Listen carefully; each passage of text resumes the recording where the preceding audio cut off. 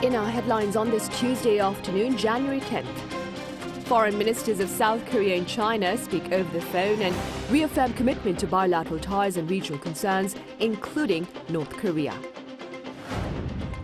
Meanwhile, South Korea's current account loses ground to drop into the red in November, with the deficit reaching $620 million. And women in their 30s account for almost half of the first-time brides in the year 2021, in a tangible sign of a rise in average age at marriage. We begin on the diplomatic front. Foreign Minister Park Jin and his Chinese counterpart Qin Gang have highlighted the importance of maintaining favorable bilateral ties. Our Lee Jae-myung starts us off. According to Seoul's foreign ministry on Monday, South Korean Foreign Minister Park Jin held phone talks with his new Chinese counterpart Qin Gang, where Park offered congratulations on his recent inauguration. During their first phone talks, the two sides reaffirmed their country's commitment to boosting bilateral relations and discussed pending issues on the Korean peninsula, including North Korea's escalating provocations and ensuring stable supply chains. According to the Chinese Foreign Ministry, Qin said South Korea and China are close neighbors that will always live next to each other and partners that cannot be separated, adding that the sound and steady development of the two countries' relations serves as a common interest. He also noted that he would like to forge and maintain a good working relationship with Park and jointly implement any important consensus reached by the leaders of the two countries. However, the new Chinese foreign minister also expressed concerns about the recent temporary restrictions imposed by South Korea on arrivals from China and voiced his hope that South Korea would uphold an objective and scientific attitude. Qin was appointed in late December to replace Wang Yi and previously served as ambassador to the United States. Marking his inauguration, Park last week in a congratulatory letter expressed his willingness to cooperate with Qin in maintaining high-level communications. Lee Jae-myung, Arirang News. And staying in Seoul, Second Vice Foreign Minister Lee Jae-myung sat down with U.S. Under-Secretary of State for Economic Growth, Energy and the Environment, Jose Fernandez, earlier on this Tuesday to address a range of bilateral matters, including supply chains and climate change. In a press briefing at the Foreign Ministry afterwards, the two officials also made note of the 70th anniversary of the two countries' alliance this year. Meanwhile, with regard to the Biden administration's Inflation Reduction Act, Fernandez said the U.S. takes Korea's concerns seriously and will continue to keep communication channels open. Findings for November show Korea's current account has retreated back into the red. Pundits are linking the poor performance to declining demand data for chips and petroleum products. Our Shin Ha-young has more. Amid a continued drop in exports of semiconductors, South Korea's current account was in the red in November for the first time in 3 months. Preliminary data released by the Bank of Korea on Tuesday shows the country posted a current account deficit of $620 million.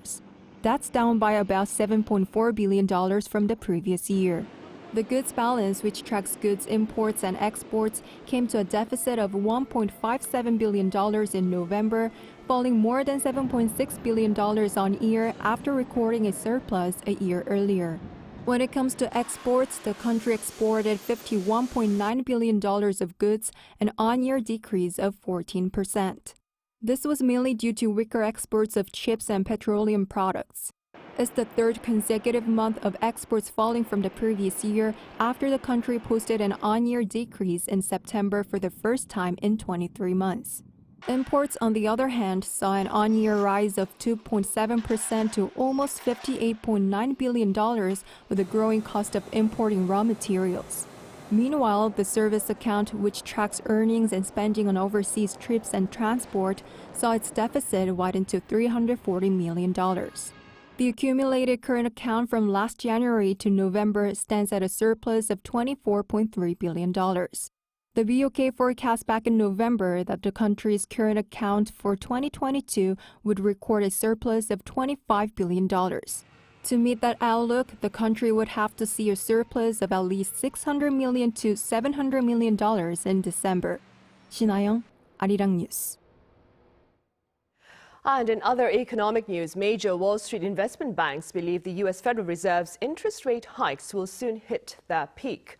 According to a survey by the Bank of Korea, more than half of the 12 investment banks that responded cast doubt on the Fed's claim that it will not change its course in the near future.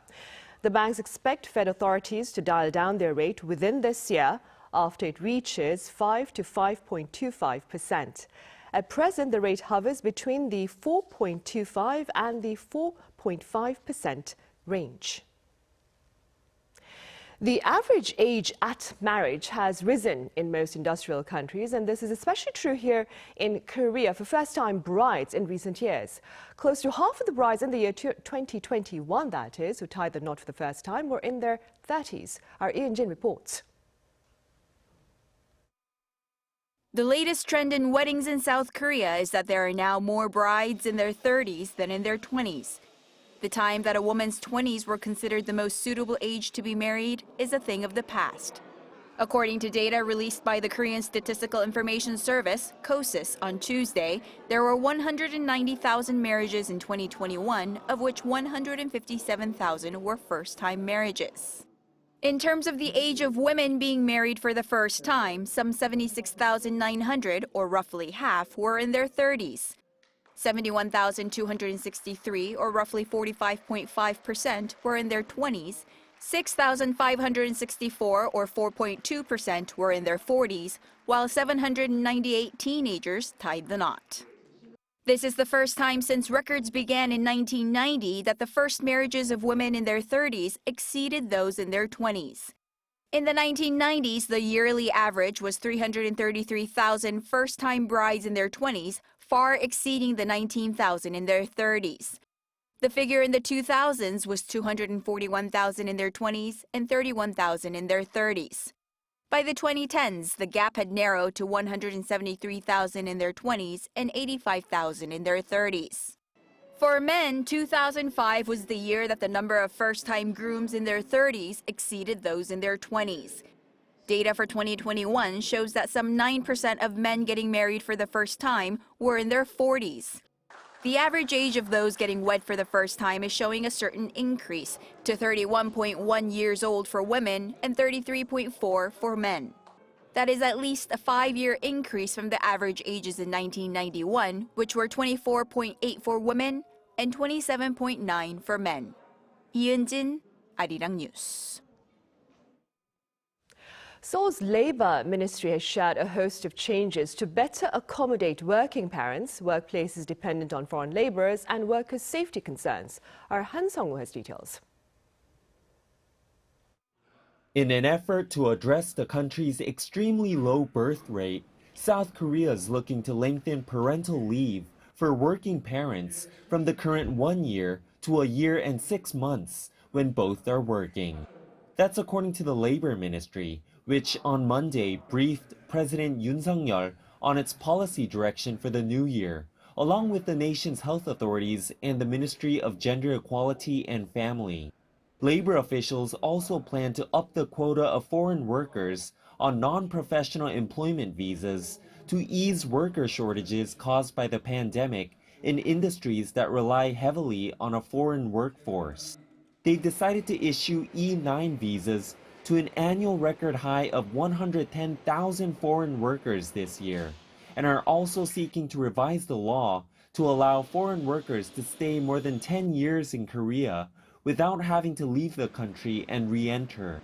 And to reduce injuries and deaths in the workplace, the ministry is also pushing to force companies to adopt a so-called risk assessment system that will apply to companies with 300 or more employees this year and be expanded to include smaller firms with 5 or more workers by 2025.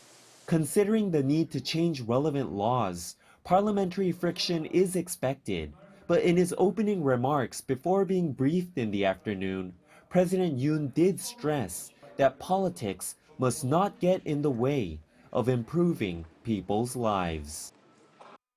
이게 선출된 정부가 하는 일이긴 합니다만은 절대로 이런 일들은 정치나 선거나 이런 진영이나 이런 데 영향을 받아서는 안 되고 정말 국민만 생각할 줄 아는 그런 데에서 우리 국민의 세금을 정말 아주 효과적으로 써야 된다는 그런 말씀을 드리고 싶고요. 한성우, 아리랑 뉴스.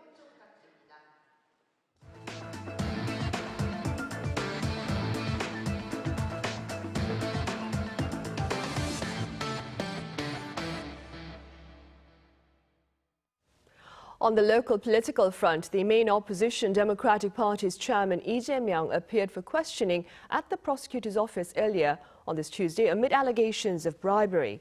Now, arriving at the doors of the building at around 10:30 a.m., Lee shook hands with supporters gathered outside. Over 30 members of his party were also present, including floor leader Park Hong-gun. In a speech prior to entering the building, he called the investigation, quote, a trap prepared by the political prosecution. He has been questioned over claims that he received bribes from companies via Seongnam Football Club while serving as mayor of Seongnam City. He has been accused of easing construction-related regulations for these companies in return. Now, this is the first time in South Korea's history that the main opposition party leader is being investigated by the prosecution. Also on the local front, discussions over the fate of indoor mask requirements may take place next week if the tally of critical COVID-19 cases holds steady. Our Kim Jung-sil explains.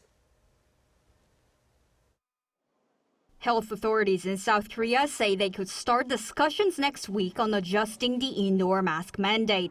In a briefing on Monday, South Korea's COVID-19 task force director Chung Ki-seok told reporters about the possibility of the adjustment.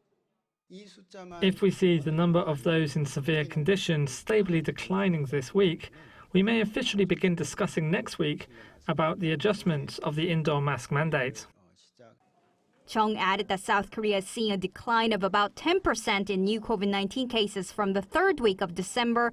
However, that there is no declining trend in the number of severe cases.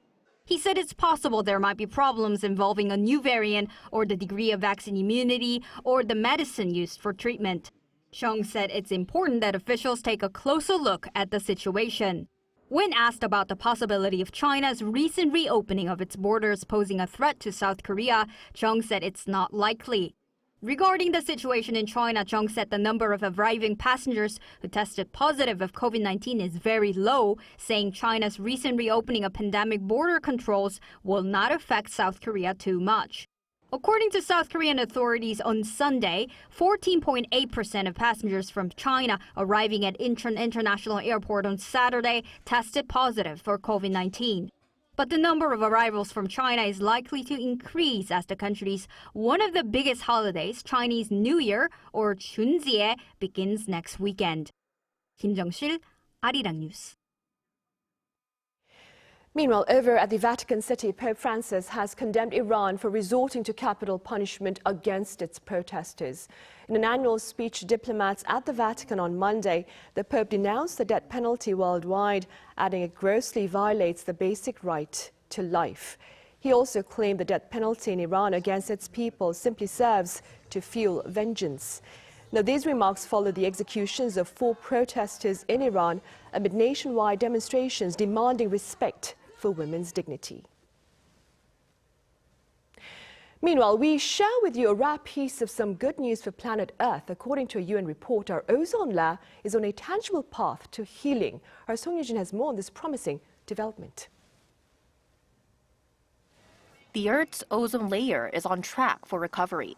That's according to a report published by the United Nations Environment Program on Monday.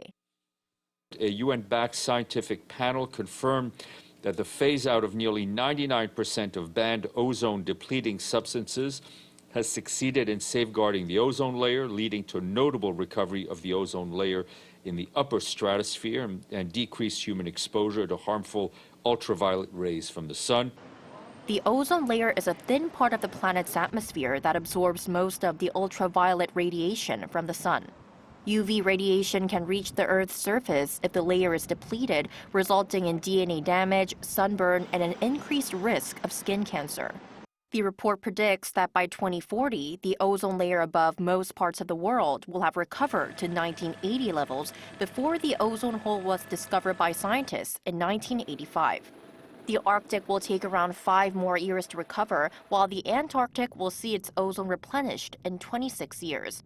That is, if protective efforts stay in place. One is the Montreal Protocol signed in 1987. The global agreement ratified by 198 parties regulates the consumption and production of ozone-depleting chemicals. This road to recovery also sets a good precedent for combating climate change.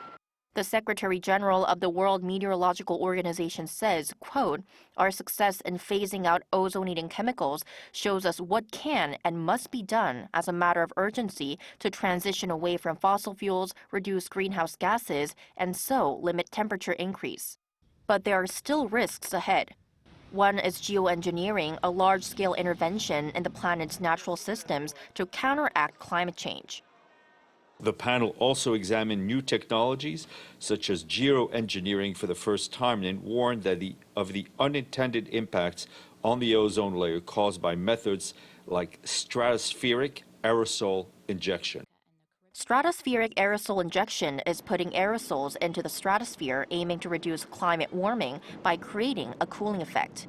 But the report warns this could in reverse affect ozone production, destruction rates, and movement. 송유진, Arirang News.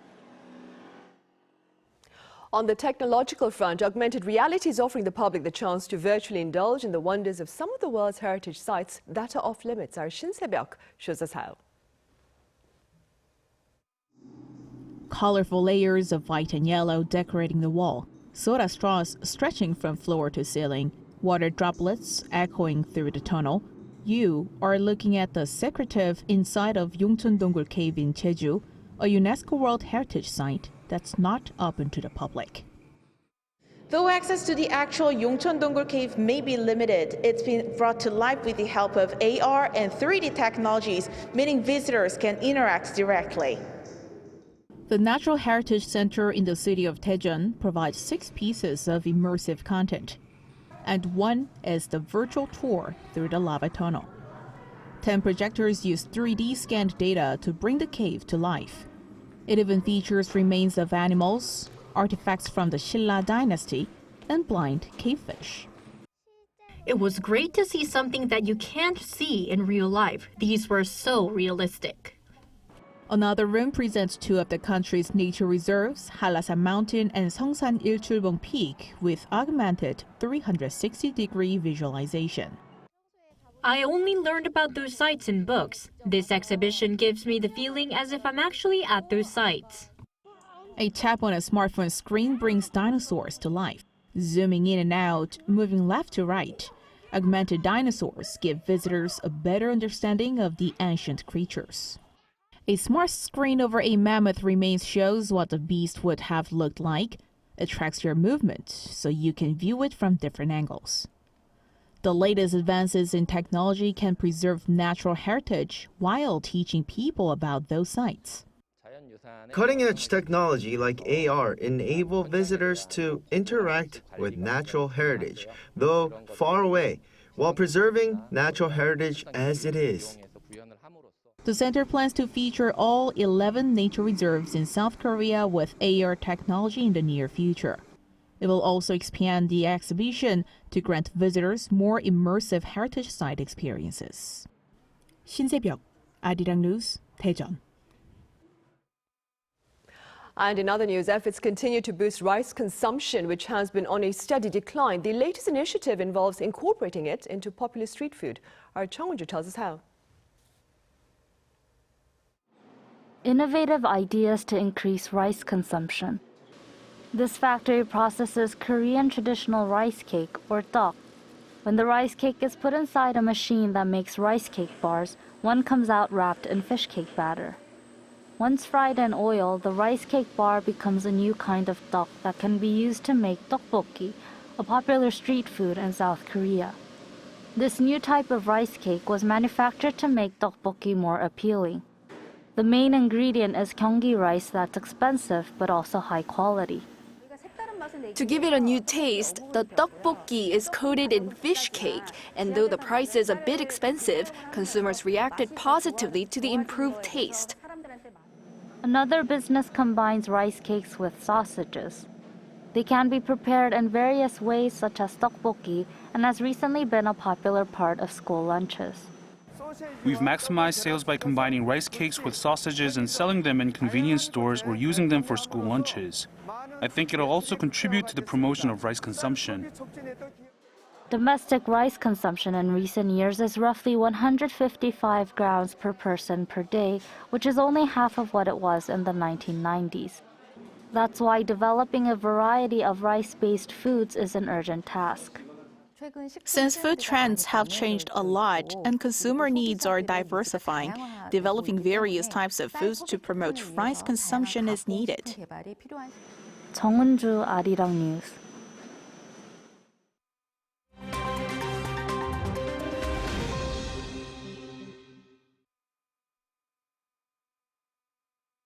Let's take a look at what's going on in the world now. In Brazil, hundreds of people have been arrested following the storming of Brazil's Congress, an event that's been compared to the January 6 insurrection at the U.S. Capitol.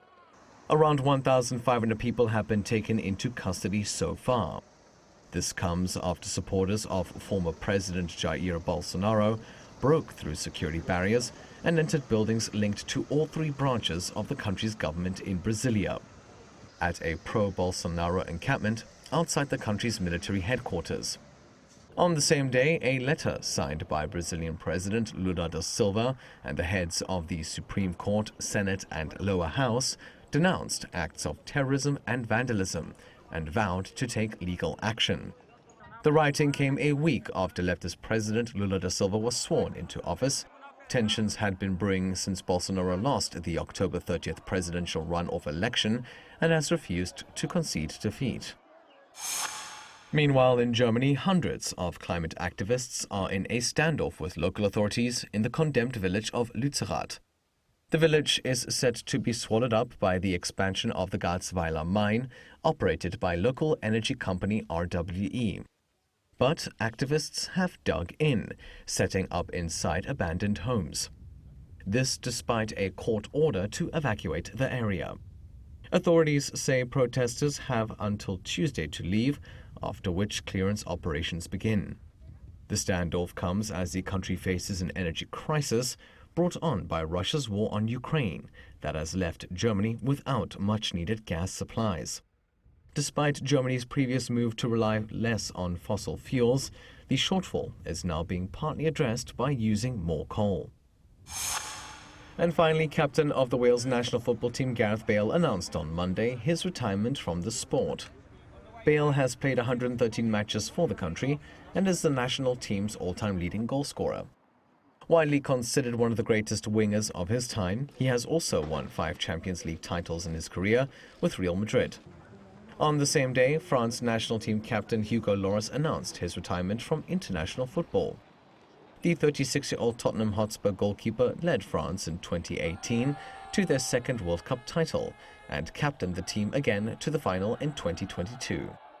Lloris has made a record 145 appearances for France, 121 of them as captain. Matthew Ashley, Arirang News.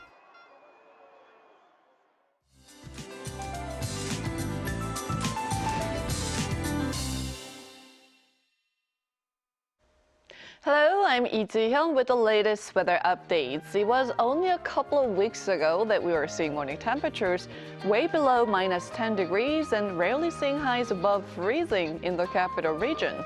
And now, by the end of this week, we'll see mid-March-like temperatures.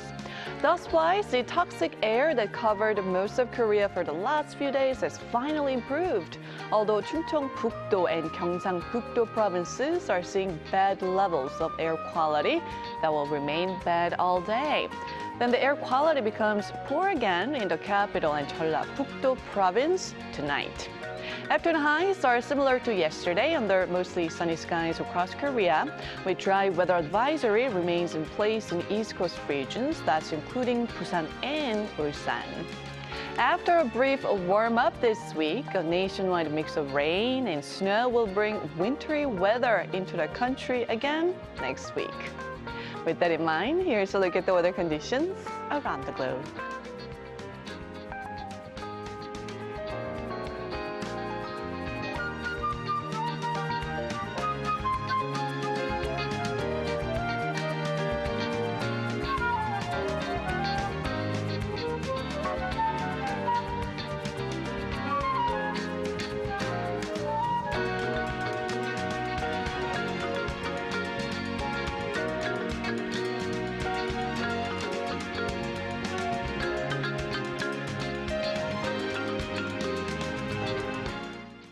Right, and that is all for this edition of the Daily Report. But do stay with us for our panel session coming up next. Thank you for now.